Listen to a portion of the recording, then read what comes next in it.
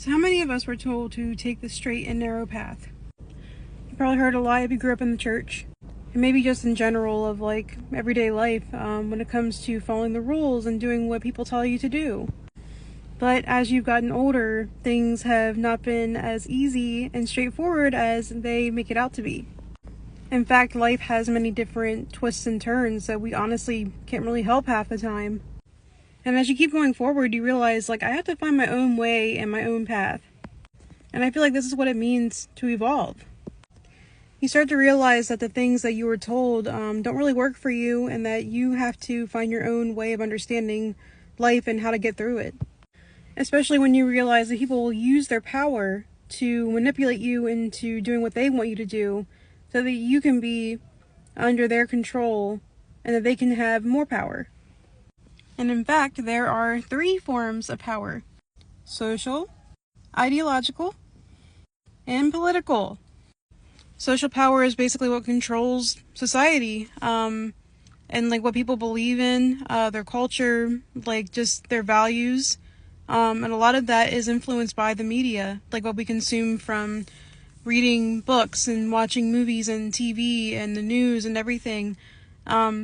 And a lot of those, like whoever is in control of the media is like pushing those thought patterns onto society. And ideological also like kind of ties in with that when it comes to the phrase that I mentioned at the beginning of this video of saying like, oh, take the straight and narrow path. It basically uses religion or religious phrasing to point you on the right path when in reality there really is no exact right path to go. And political power is coercive. Whoever has political power can influence the laws, the government, anything related on that note. And the funniest thing about it all is that the ones who have the most money have the most power. Having a lot of money is a sign of having a lot of resources. And if someone has a lot of resources, they can basically give and take away as they want and need.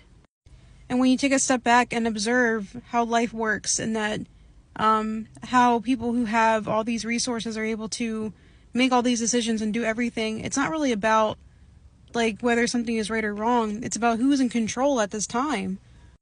And before you think I'm saying that you should be cutting corners and trying to get rich, there's still like value in like trying to do the right thing and trying to be a good person and doing things the right way, because I do think that there is still, you know, the other side of holding that ideology or that thought pattern of going on the straight and narrow path, because in some circumstances it does keep you out of trouble. It does keep you out of like trying to go in places where you feel like you might lose yourself.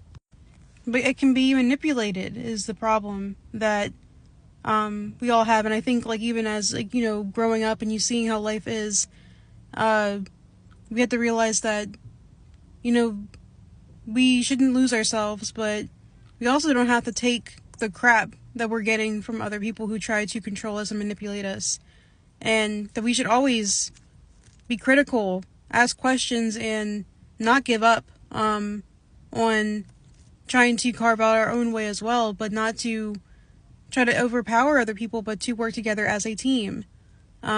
Because cooperation, I feel like, is actually the best way to reach the next level of evolution, or whatever the case might be, of becoming better as a society and as a person. But anyway, I hope you enjoyed this video and stayed this long with me talking and rambling about power. My name is Sydney, and this is A for Anthro, and if you like this video, please like and follow for more.